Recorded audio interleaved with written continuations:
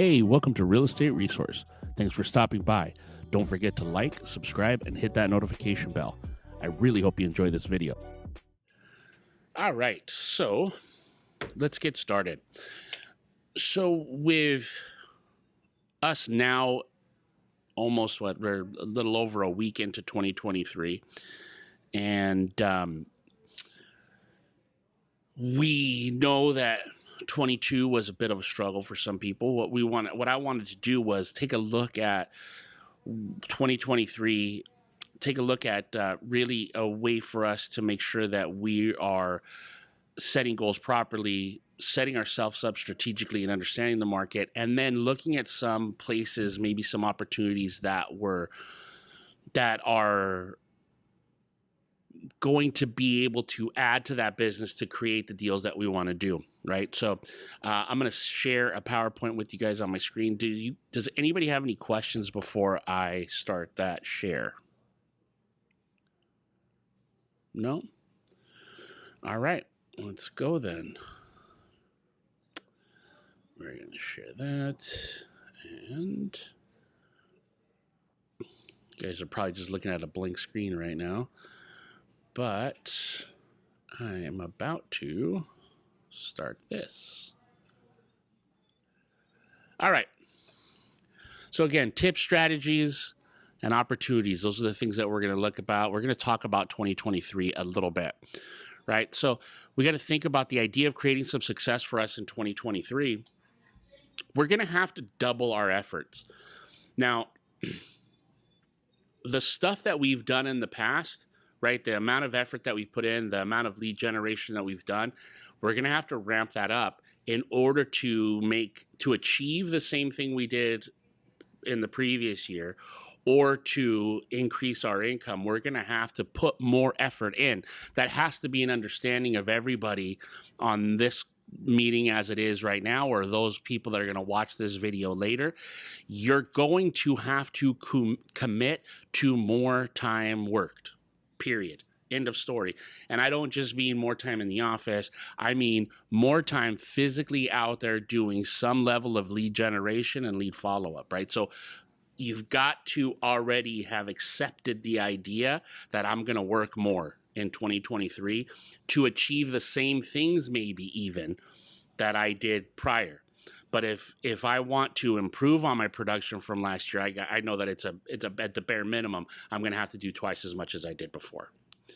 And so the reason I say it like that, and that I want you guys to understand, and it's the first thing we talk about, is because if I can't commit to that idea of doubling my effort, right, of increasing my effort, increasing my activity, if I can't commit to that, then maybe I have to go back and look at my goals and make sure that my goals make sense.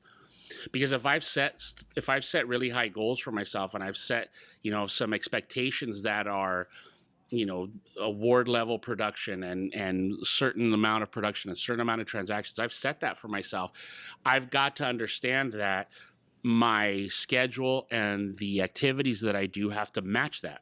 They have to match that. So you've got to really think about the time that you've decided to invest this coming year, and how are we going to improve that, okay? Next, detailed goals. SMART goals, detailed SMART goals, SMART. We'll talk about that when we get to goals, but your goals have to be detailed. I mean, like super detailed, written down, minutia when we're talking about details, in order for us to give ourselves an opportunity at meeting and exceeding those goals in 2023. And then we're going to talk about opportunities. What opportunities are out there that exist for us that maybe we didn't take advantage of in the past? Maybe weren't available to us in the past in 2022. And so we're going to look at those things as we go forward also, okay? So let's start with doubling our efforts. No matter what our view of the market is, or the third-party view of the market that we read about, see about, hear about, the articles that come up, the conversations that we're having with our potential clients, those buyers and sellers that we're out there, that we're meeting when we're doing our prospecting, when we're doing our lead generation, there is always a market. It doesn't matter if interest rates were 3% or 12%, there's going to be a market. Somebody is always going to need to sell a house, and someone's always going to need to buy a house, regardless. Our job, though, when it comes to a market like this, where we know there's always a market, is can we identify the market? Can we identify where the business is being done? Now, that's when we're going to talk to you about opportunities, about how we develop that market and where we can find our niche in that market. But there is a market, and you've got to make sure that you're putting the effort into identifying where the opportunities lie. So I'm going to present some to you, but you guys might come across others on your own as you're out there working, as you're out there working in the market and talking to clients, talking to potential sellers, talking to potential buyers. You might, by experience, find that there are some areas where the focus needs to be in order to increase the transaction count for you as you continue to work through 2023. Now, in 2023, we have to know there's going to be fewer transactions, right? There's going to be fewer transactions. Right now, if you were to look at any kind of projection that is being done by either NAR or Fannie or Freddie or the Mortgage Bankers Association, in the United States, there's probably going to be about 5.1 million individual sides of business, right? So there's going to be 5 million sides closed, right? 2.5 million buyers, 2.5 million sellers. Now, the problem with that is that also includes new construction, right? So we don't see a lot of new construction in our marketplace, right? So many other parts of the United States, there still is, there's places to build houses, right? There is still some construction happening. We don't see a hell of a lot of that here in California. So you have to understand that 5 million sides is going to include new construction. So we have to deduct that from the available sides. So if we think about the idea of fewer transactions, but we want to increase our production, that's why earlier when I said to us, we've got to double our efforts. Because even though there will be less competition, we know we've lost some agent population because of 2022, right? There's those people that, look, we talked about this a couple weeks ago, or a couple months ago, actually, before the holidays, in one of my workshops, is that this market that we're in right now is the professional agents market. This is the experts market. This is not a market for the people that want to get into the business because my aunt and uncle want to sell their house and my cousin wants to buy. And if I can make that $20,000 extra, cool, I'll go get my license and I'll be a realtor, right? That's not this market. This is the expert. This is the professional. This is the person that is committed to this as their profession, as their career, to spending time in the market. So we have to understand that in this market, there's going to be fewer transactions. And that's why later on, what we're going to do is talk about the opportunities that exist where maybe we can help create some transactions. Okay? Any questions so far? No? All right. So let's talk about detailed goals. And I think this is perfect. This kind of dovetails into, right, those of you that are going to be here in the afternoon for the live meeting at 2 o'clock, right? That's a business planning meeting where you're going to review maybe the business plan that you started at the end of the year, or if you didn't do one at the end of the year, give you an opportunity to create one, right? But your goals have to be detailed, okay? And that's where the SMART acronym comes in, okay? Does anybody know what SMART stands for when it comes to your goal setting? Anybody have an idea? No? All right. Yeah. So who says yes? Alfredo, what is it? Specific, measurable, attainable, relevant, and time. Okay, relevant other than realistic, it doesn't, same thing, right? Specific, measurable, attainable, realistic, and a timetable. Right? That's what SMART means. If your goals aren't specific, they aren't measurable, let's be honest about attainable, right? And the benefit of the market that we are in, especially in the Southeast market and Southern California market, right? I think, Alfredo, for an example, I think your average commission last year was like $20,000. 21.5. 21.5. So when we're talking about average commissions at the level that average commissions are at right now, most dollar goals are attainable, right? Now, if you're looking at transaction goals and things like that, you've got to decide based on your schedule, right? The effort we're putting in that we just talked about, that effort that I'm putting in, is that an attainable goal?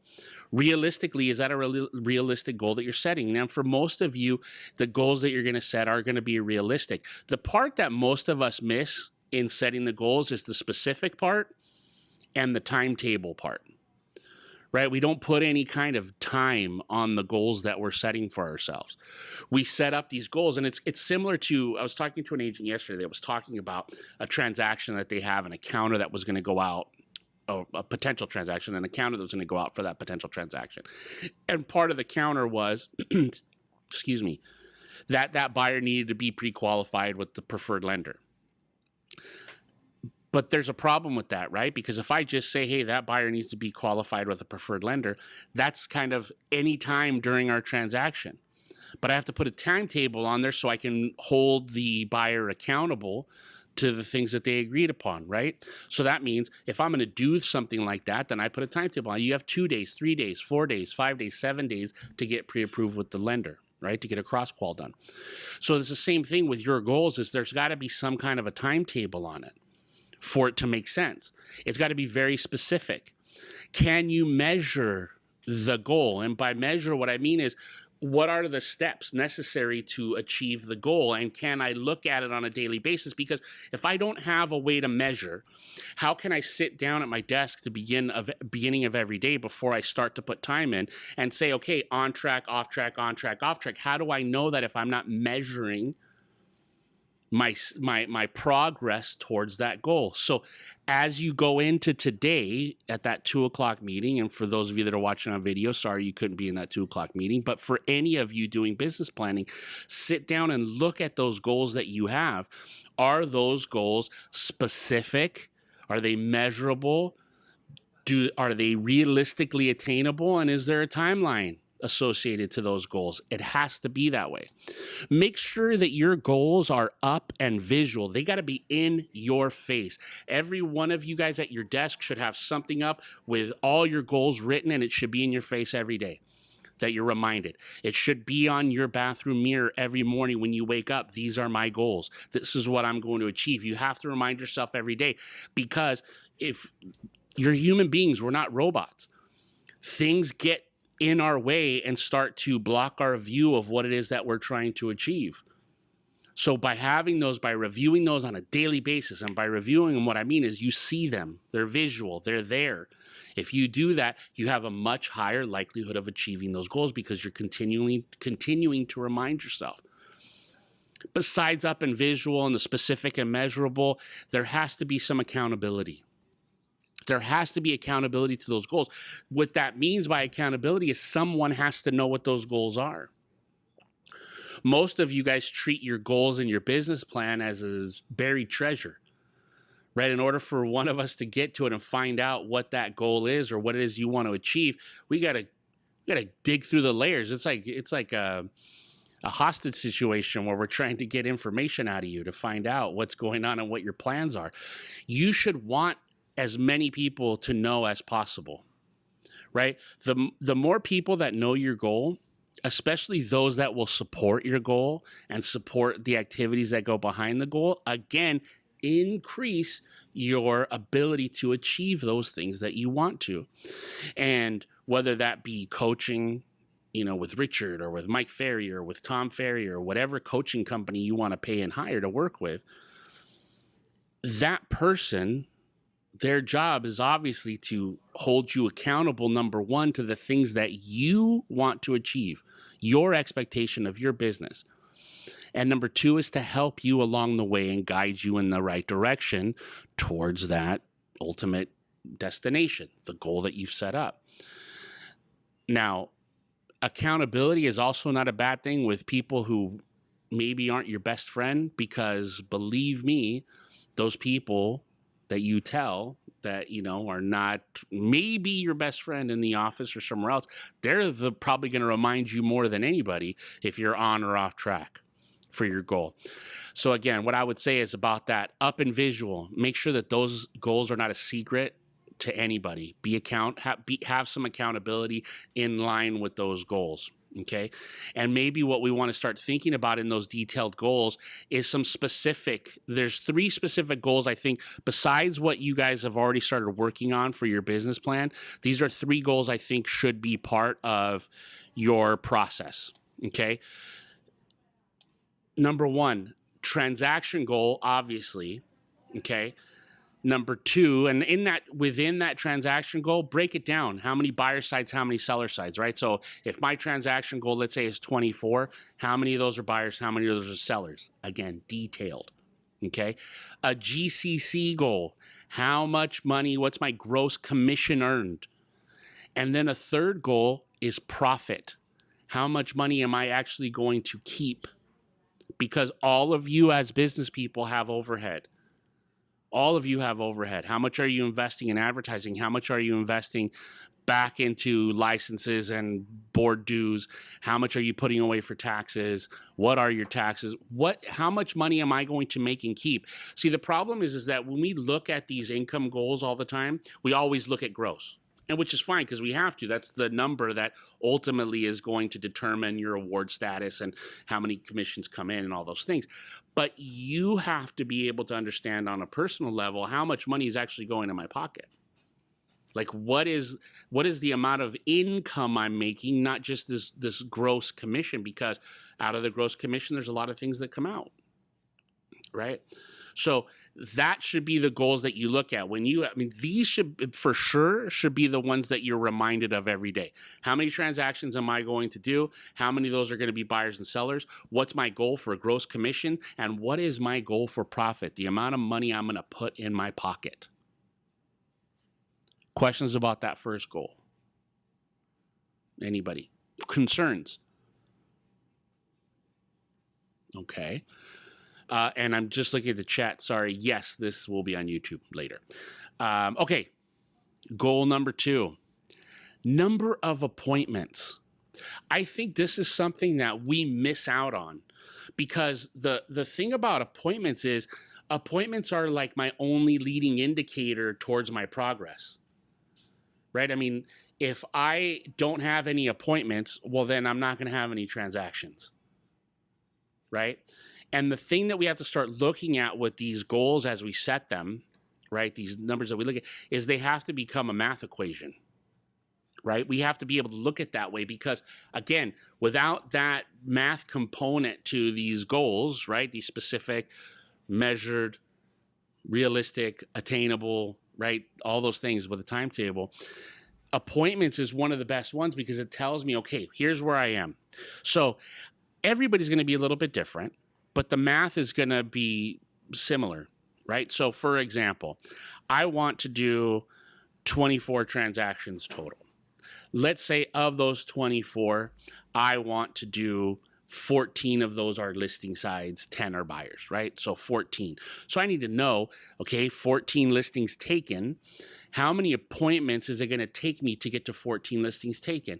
And probably for most of us, it's probably going to take 3 or 4 appointments maybe to get a contract signed, right?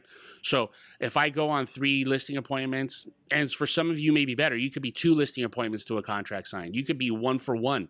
You might be the greatest listing agent ever. I don't know. Maybe you're 1 for 1. But let's say if we're going to be conservative, let's say it's 3 to 1. Okay. So I need 14 listings to get, I need 3 appointments to get 1 listing signed. Now, hopefully every listing you take sells, but let's just say that in this market, we take some listings that maybe have some issues. Let's say it's 2 to 1 listings, right? So that means in order for me to get to 14 listings sold, right? And it takes me 3 listings or 2 listings taken to get 1 listing sold. And it takes me 3 listing appointments to get 1 listing. I got to know that math so that as I'm looking at my business, I know, okay, this month I have to go on so many listing appointments because I need it, right? So I need 14 listings, right? I get 50% of the listings I take sell, which means I have to take 28 listings. If I have to take 28 listings and it takes me 3 listing appointments to get a listing taken, then I have to go on 84 listing appointments this year, if those are my numbers, right? So I have to take 84 listing appointments this year to get 24 listings to sell for, or to get 28 listings to sell 14. Now, those are just numbers I'm throwing out. Doesn't mean those are the real numbers. It doesn't mean those are your numbers. Until you start tracking and measuring, you don't really know what your numbers are. But we can use those as a starting point, right? Because they're probably better. And even if they're a little worse, it gives us an opportunity to start. Because let's say your numbers are better. What if you set a goal for 84 listings taken and your numbers are better? You get a listing taken every time you go on 2 appointments. Well, now you're talking about taking 42 listings next year. And if you're 2-to-1 on listings taken to listings sold, guess what? Now you just sold 21 listings instead of 14. Now, let's say that I still take 84 listings. That's my goal. I take 84 listings, but it takes me 4 listing appointments to get a listing signed. Well, now if I do that instead of I'm going to get 21 listings taken, and I'm at 58, then I'm at 10 or 11 listings sold. It's still better than probably where we were in 2022. But you have to look at those numbers and have that math equation, right? How many listing appointments do I need to go on to get them? How many buyer consultations do I need to have to convert to an actual buyer and to an escrow? But we have to know that number to be able to do it. Okay? So and believe me, if I have a goal set for the amount of listing appointments I'm going to go on, then again, leading indicator, it tells me if I'm ahead or behind.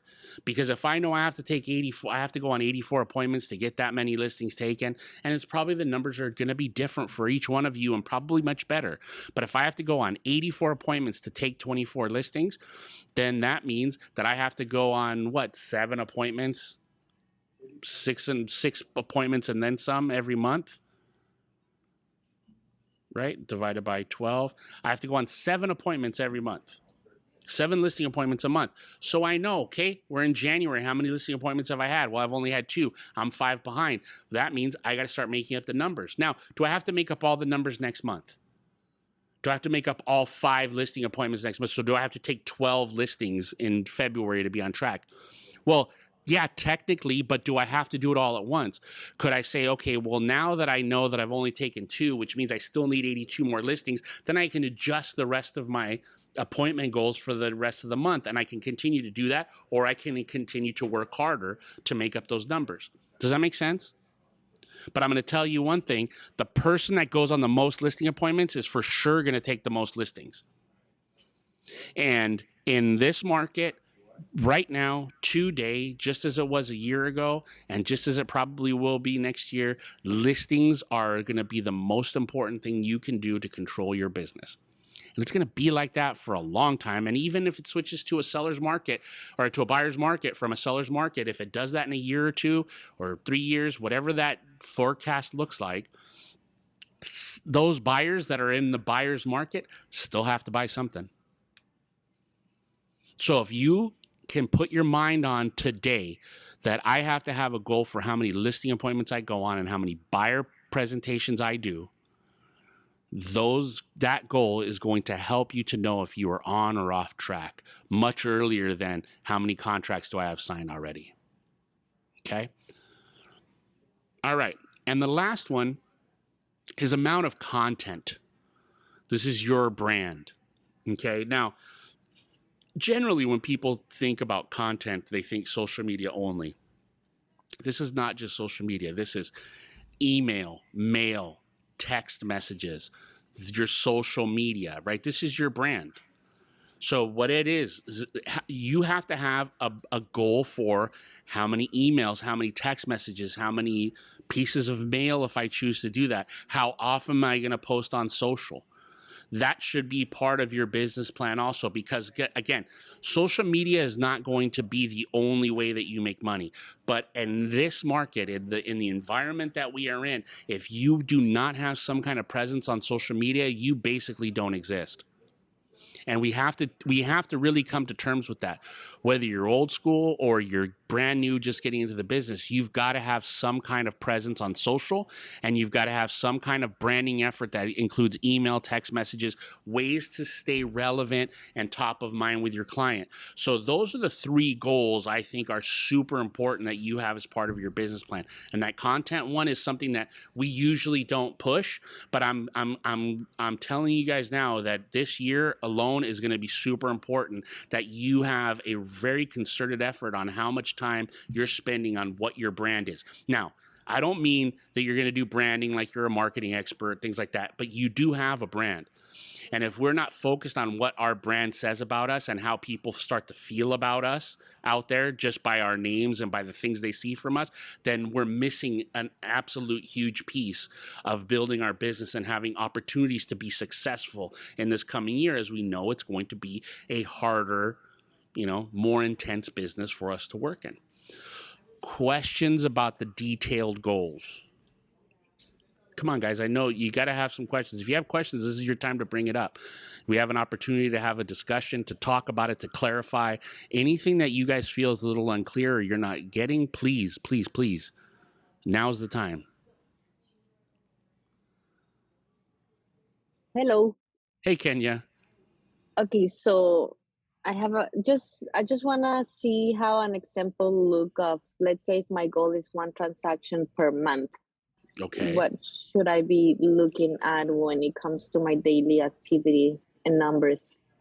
Well, okay. So I'm gonna say, and this is nothing against you having a goal of 1 transaction a month, but with 1 transaction a month, right? We're talking about 12 a year, and I know that your schedule is compromised because you just had you had the baby recently. You have a very young son, right? So your schedule is going to be different than somebody who's can put 6, 8, 10 hours in a day, right? It's different.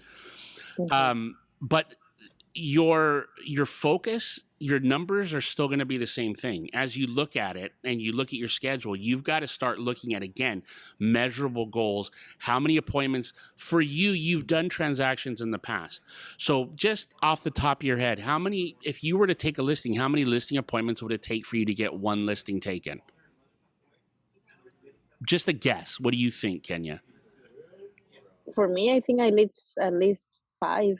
Okay, so if you need 5 listing appointments to get 1 listing taken, and your goal is to do 1 transaction a month, then your goal is probably going to be, I need to go on 5 listing appointments every month. Because if you take a listing every month, you're going to reach your goal of 1 transaction every month. It's going to be done. You're going to do it. Because ultimately what's going to happen is you're going to take those 12 listings over the course of the year. Let's say that 8 of those 12 listings sell. Right? There's 8 sides right there. You're going to inevitably pick up buyers. You're going to do your 12 or more.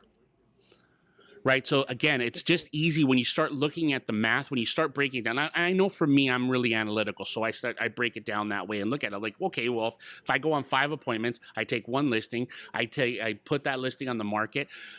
Next, I do 5 more, put that listing on the market. Of those 12, I'm gonna count on 6 of those 12 listings are gonna sell. Great. Plus, I figure I'm gonna get at least 6 more buyers from those listings. There's my 12 sides. Boom, it's done. The focus on prospecting is always going to be the same stuff. We're going to talk about some opportunities where we can increase our likelihood, right? Increase the opportunities of business coming in. We're going to talk about that next. But the things are always the same. Just listed, just sold. Expireds, canceled, right? For sell by owners if they exist, and your past client center of influence. It's always the same thing. Open houses, same thing. Always going to be the same activities. It's just the amount of time put in. I would suggest that if you guys are setting goals of 30 contacts, you're probably at a bare minimum should be doing 45. You should probably be trying to get to 60 contacts a day if you really want to have the opportunity. If you're doing a lot of cold calling, if you're working with your past client center of influence, you're working with expireds, it's probably going to be a lower number, but those cold calls, just listed, just sold, those are going to be a lot more. It's going to take a lot more time to get there. Okay, so Kenya, I hope that helped. Anybody else before I move on? No? All right. So let's look at some of the opportunities ahead of us. So first, obviously, it's database. We just talked about it. Right? Our database is going to be the biggest opportunity for us to increase our business, increase our productivity in 2023. And we're going to need them. Okay. The next is something that I didn't think about until I started reading about it, but 2020 home buyers.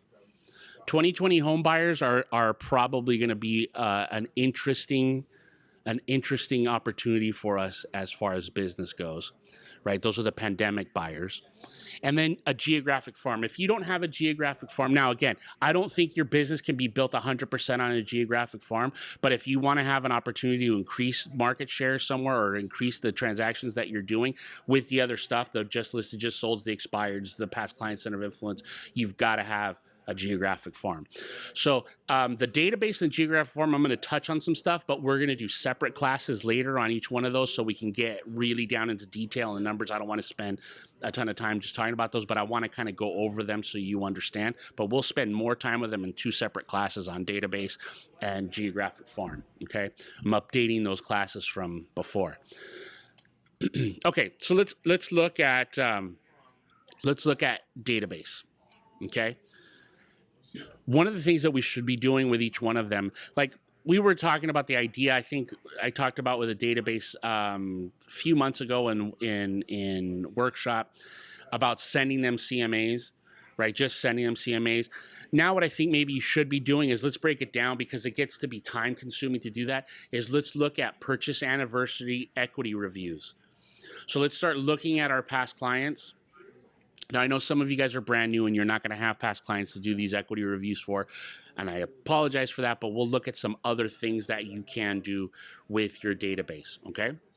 So purchase anniversary equity review, because I think people, first of all, everybody wants to know about home values, right? That's the main thing. Any conversation that you're having with clients is going to be about home values. That's what's on their mind. If you're a seller, that's what's on your mind. If you're a potential buyer, that's what's on your mind. Even if you're neither a potential seller or buyer, you're just interested in the idea. And when I hear you're a real estate agent, I want to talk to you about price. What's happening to prices? Oh, is the market going to fall apart? Right? Is there a bubble? So prices, right? So what we want to do, though, when we're talking to our potential clients, when we're talking to our past clients, right, about their purchase anniversary equity review, we want it to be an elevated CMA. It's not just, hey, let me send you an email of a cloud CMA.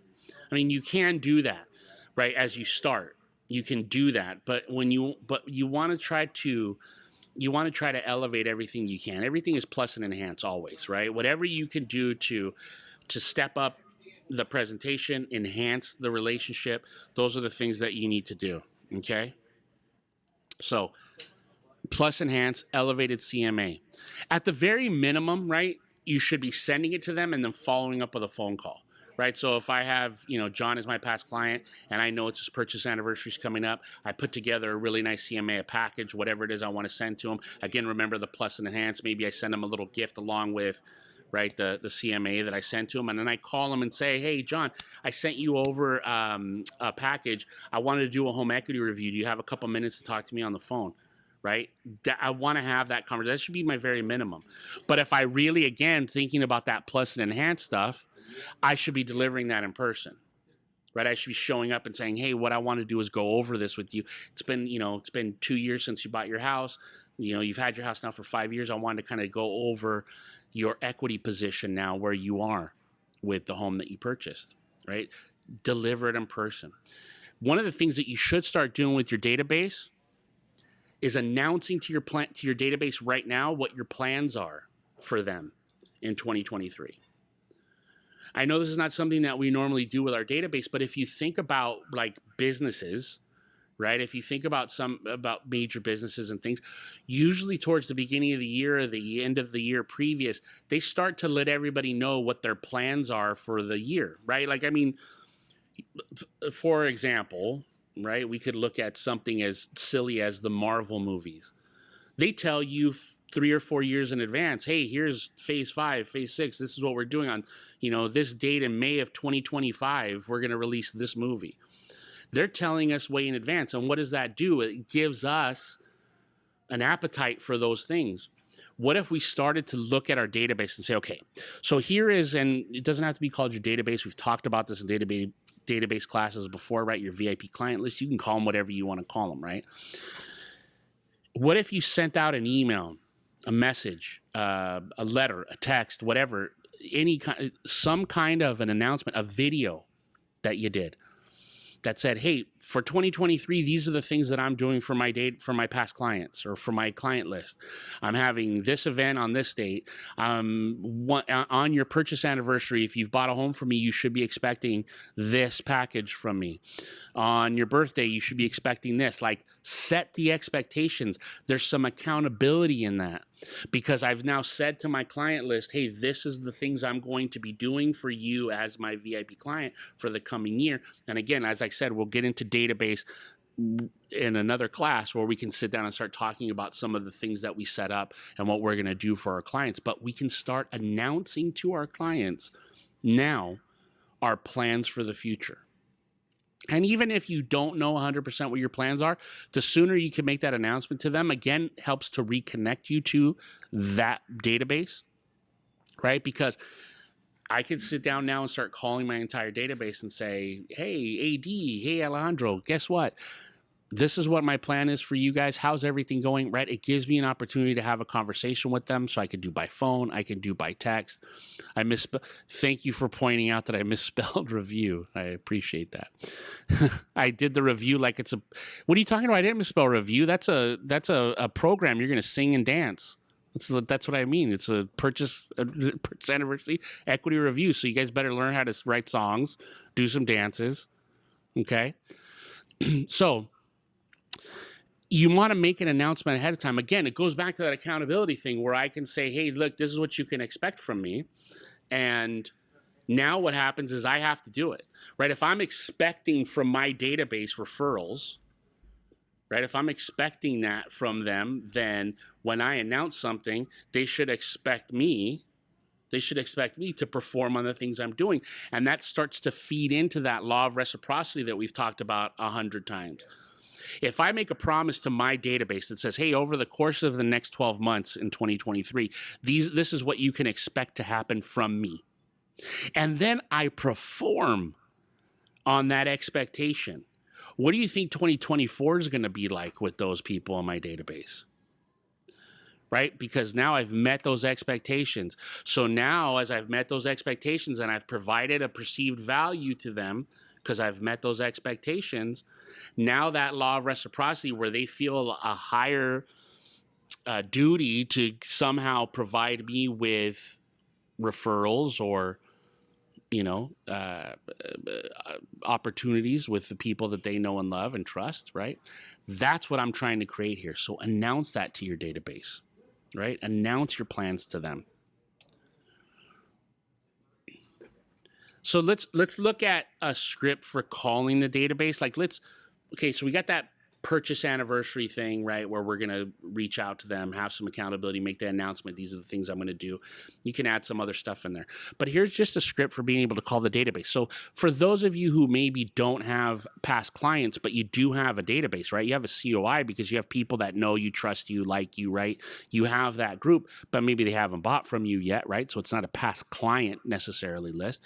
There's a script for calling on that database. So what about this one, the first one? Hey, you know what I was calling? Because I wanted to find out, do you have any questions about values in your neighborhood or the market in general? That's it. Do you think that people in your database have some questions about values in their neighborhood or the market in general? Yeah, I would say so, right? So what that does is it leads me to a conversation with them, right? It leads me to a conversation. Question number 2, do you have any plans for upgrades, right? Are you going to do anything to change your house? Are you going to add on? Are you going to upgrade your kitchen, your bathroom? Are you doing anything to that? Or do you have any thoughts of selling or buying in the next couple of years? Next couple of years, not today, not tomorrow, next couple of years. Because that's a whole different conversation, right? It's easy if I call Angel and say, "Angel, do you plan on selling your home?" And he goes, "No, that's it." "Hey, Angel, have you thought about, do you guys have any plans maybe in the next 2, 3, 4 years about selling your house?" Now that's a different conversation, right? Because he's going to think about it for a second. Well, I mean, 3 or 4 years from now, you never know. I'm not looking for at that moment. What I'm looking at having is conversations with the people that are in my database, because my database ultimately is going to lead me to other opportunities. And we have to have a plan for those also, right? Just like we were sitting down with the goals and talking about a math equation, I should have a math equation for my database.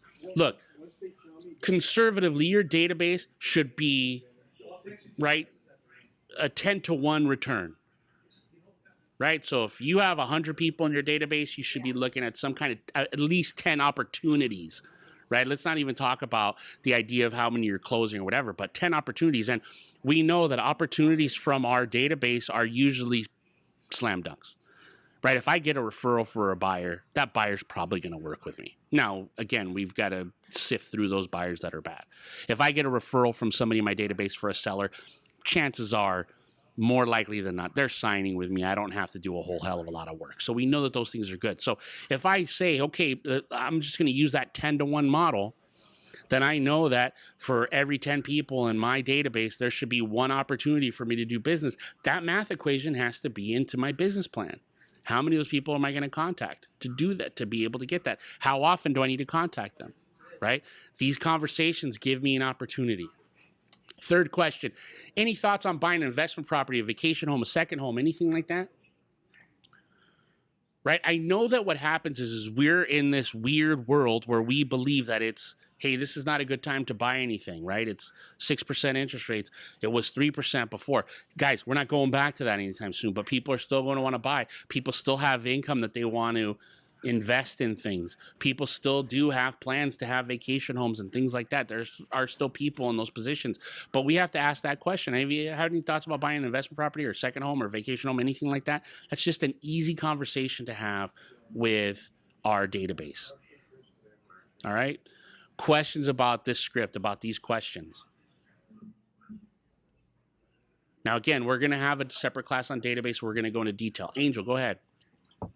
One of the things that it's happened to me multiple times when I'm out there door knocking, and I have a farm that I door knock on a monthly basis. What I've noticed is when it comes to the value of their homes, they know it better than we do. Well, but you know what? Here's So the thing. They think they know it better than we do. Right? They think they know it better than we do, because they're getting their information. No, here's the thing I will tell you guys. Remember, and we're going to talk about a geo farm here in just a minute, but remember what's happening is you're not the only realtor, number one, that's talking to them, right? The other realtors are knocking on their doors, and other realtors are sending them emails, and other realtors are calling them, and other realtors are giving them information. They're going on Zillow, they're going on Realtor.com, they're going everywhere else. Every website has some kind of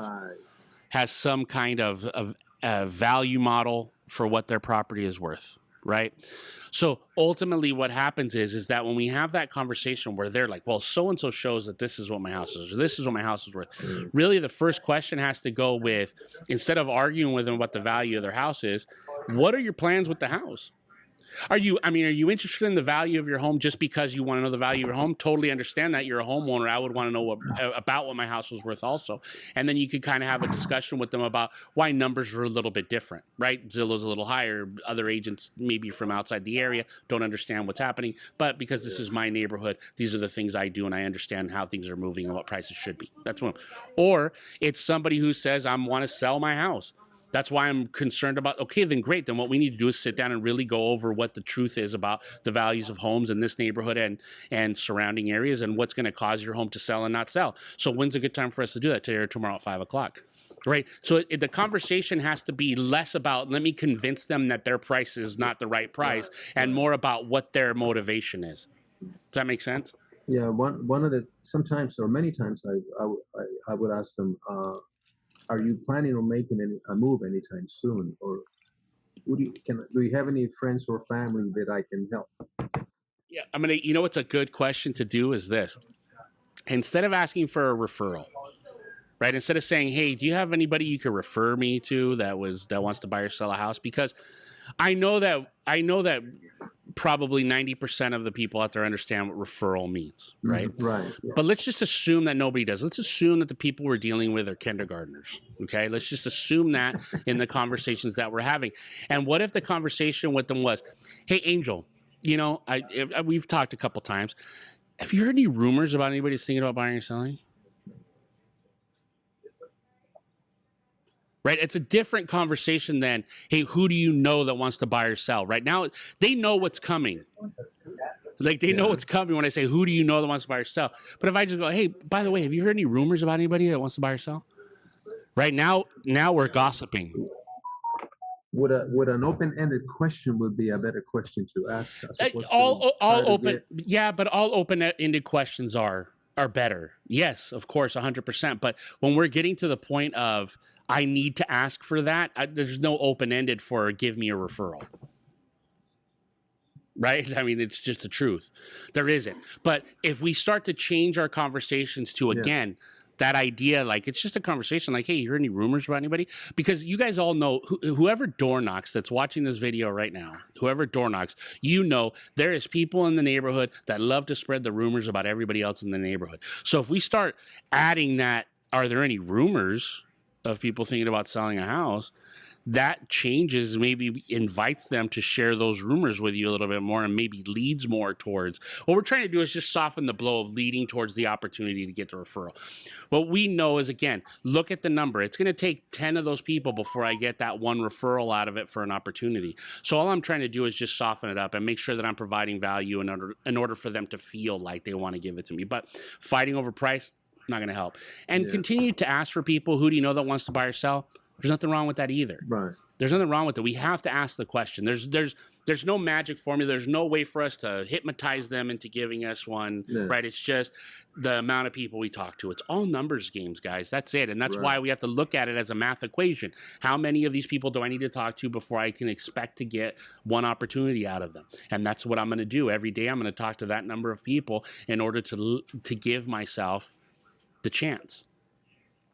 So, I mean, I don't think I really gave you 100% of an answer, but that's the idea, is that really all we're looking at is that they're spending time with us, they're answering our questions. We're getting because the more time I spend in front of their face, whether that conversation is, hey, who do you know that wants to buy or sell? Or, hey, have you heard any rumors? Or, hey, I'm just here to say hi, or whatever it is, the more time I spend in their face in that farm, the higher chances I have of getting their opportunity, whether it be their listing or their referral. Okay? A lot of it is going to depend on which way the conversation goes. Absolutely. I mean, look, the idea is we have to be, at some point, and I know it's tough for me, we have to be likable. I mean, at some point, we got to be likable. And it's not easy for me to say be likable because you guys know me. But likability, it's trust. It's trust. Trust, like and trust, and trust, and trust. And we have to build that. We can't just assume that the minute they meet us, they're going to like us and trust us. It's not always going to happen. Okay. We have a question in the chat here. If someone in your database or a lead in general does say they want to sell or buy in a year, 2 years, or 3 years, what would you suggest when calling them that provides value to the client in the meantime or the timeline? Well, I mean, that's ultimately what we're going to go back to. That database is, what things do you have in place in your database already, right? What kind of drip campaigns do you have?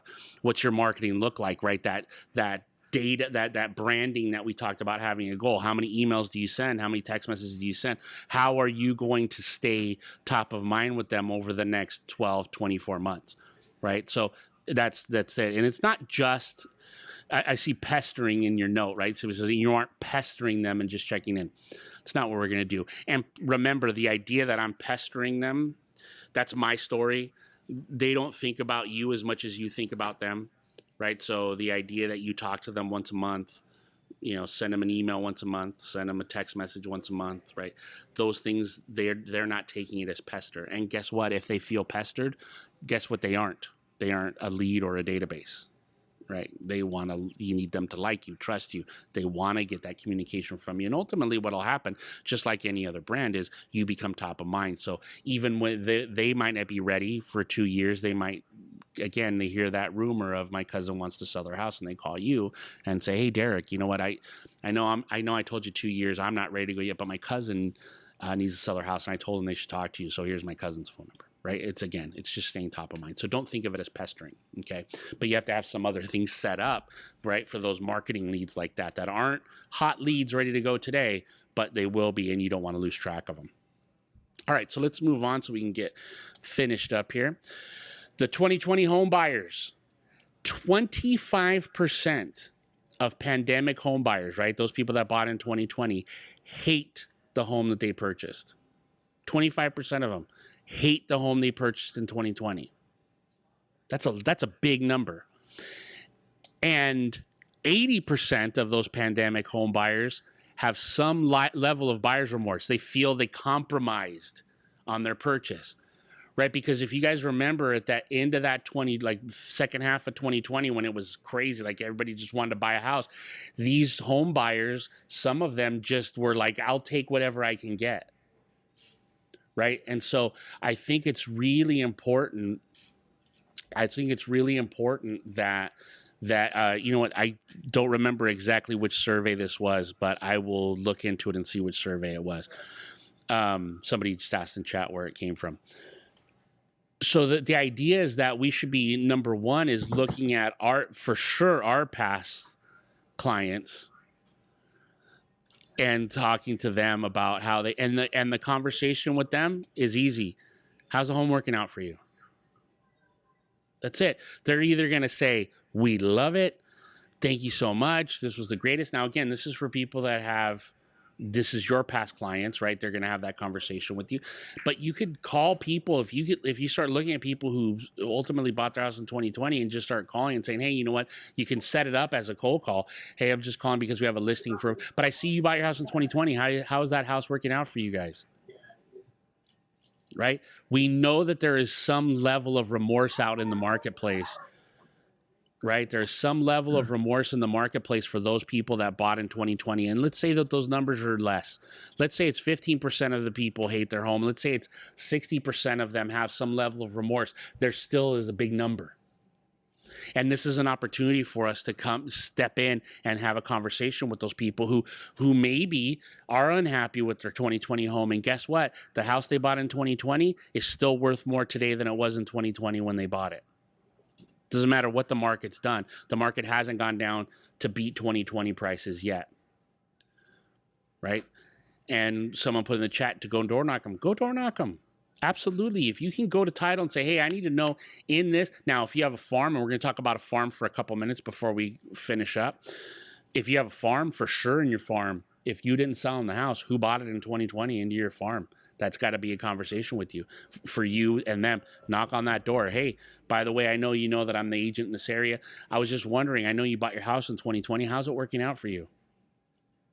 I think that with the values where they're at right now, there is an opportunity for those people who bought homes, and they bought homes at a lower interest rate. I totally understand, but they made money. And if they hate their house, if they're unhappy with their house, if they have some level of remorse, and you can kind of solve that for them by helping them to find something different, and it makes sense for them, you will have a listing and a buyer.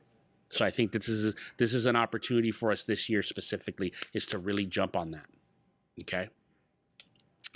And finally, excuse me, let's look at geographic farms. Now, I think everybody should have one. And again, we're going to do a class just on geo farms, so I'm not going to spend a ton of time on it, but we're going to kind of cursory go over it. The size, it's got to be something you can manage, right? Again, I think that I hear these people talking about getting farms, and they're getting farms where they want a whole zip code, and they're thinking of thousands of homes. Forget it. You're not going to manage it. You're not going to be able to handle it. 300, 400, 500, 1,000 homes max. That should be what you're looking at, okay? Connection, right? Do you have any leverage in the farm? Like, I don't think that if I've never lived in the city of Downey, I don't know anything about the city of Downey, I don't think I should be picking Downey as a farm if I know nothing about it. Like, any part of Downey as a farm. I think you got to start looking at, excuse me, you got to start looking at some place that you have some level of, and I'd say leverage, but at least some general knowledge of. You understand what's happening in that market. You've lived in it before. You live in it now. Something like that. You can't just throw a dart at a map and say, yeah, that's where I want my farm. Okay. So have some level of connection to that farm.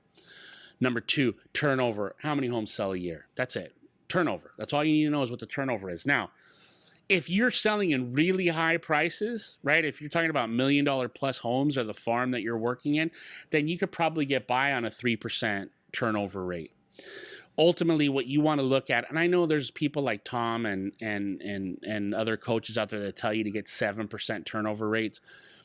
the chances around us and our market areas that you're going to find a 7% turnover are pretty slim. So the closest to 5 you can get is going to have a 5% turnover rate. And what that means is that 5% of the homes in that farm sell every year.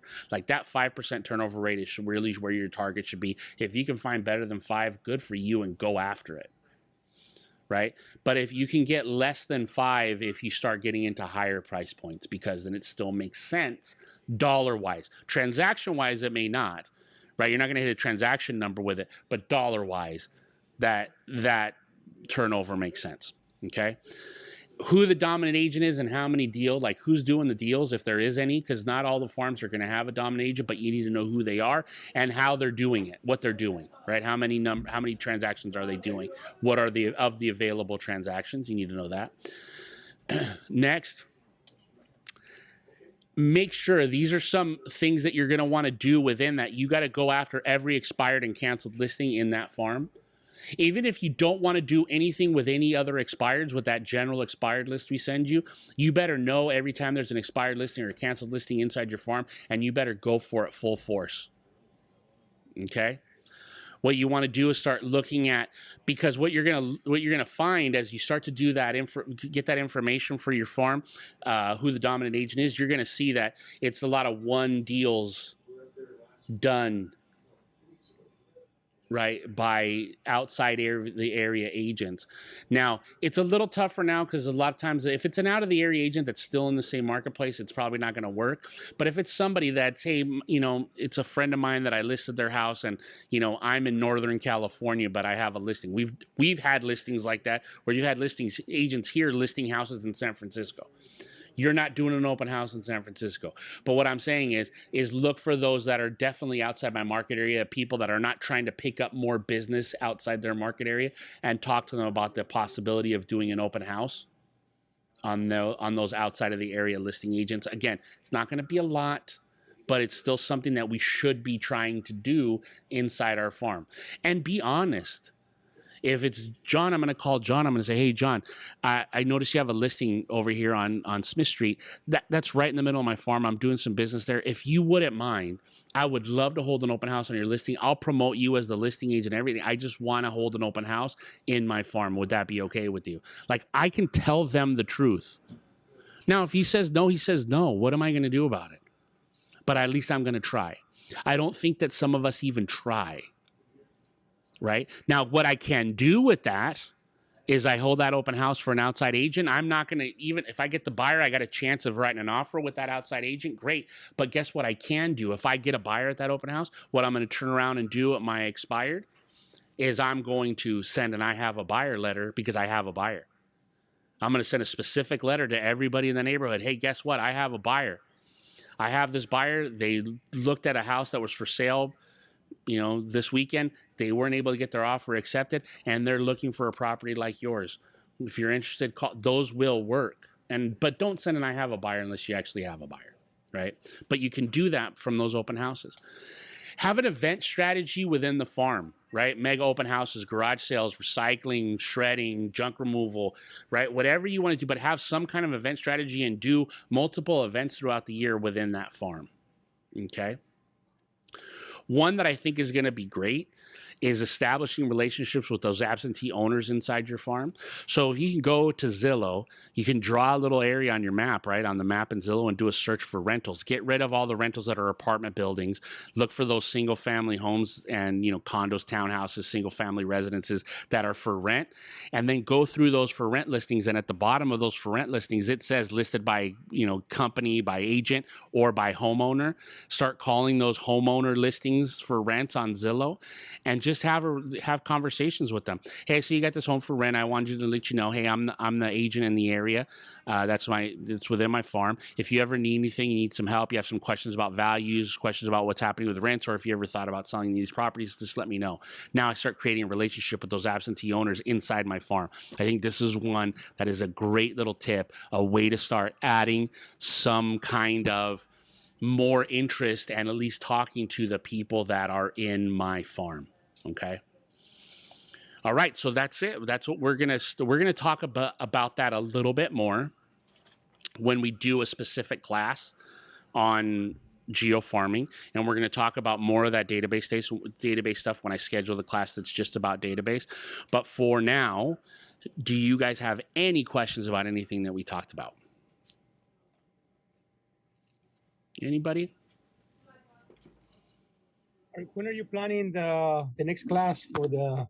Database, I don't have them scheduled yet, but I will let you know. But yes, it'll be soon. It'll probably be in the next, like as we go forward, probably end of this month, beginning of next. We're going to do all those classes. I promise you, we're going to get to all that stuff. So we go into some detail. But I think that ultimately what happens is that as long as starting from the basics, that we have a plan. And it's detailed and it's measurable and it has a timetable. I mean, if that's the one thing that you guys take away from this, I think is going to give you guys the highest likelihood of success going forward in this year. So if you can take just that piece and start to apply it to your business based on what you're going to talk about later today at 2:00 in the business planning meeting, I think you're going to be ahead of the game. But if you can start implementing those other things about opportunities, start looking at those things, deciding how you're going to have a plan for attacking those opportunities, I think you're going to have a much better year than you did last year. In the chat, there's what was after turnover? Oh, it was the dominant agent in the market. Okay. If you guys don't need anything, Moses has his hand up. Go for it, Moses. Hey, Kyle, quick question. So,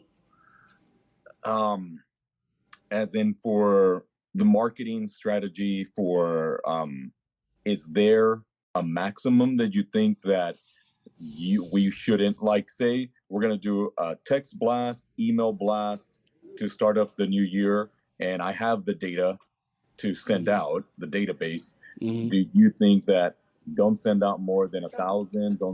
I have like 5,000 on my database. I mean, if you can, well, first I would do not, overflood myself.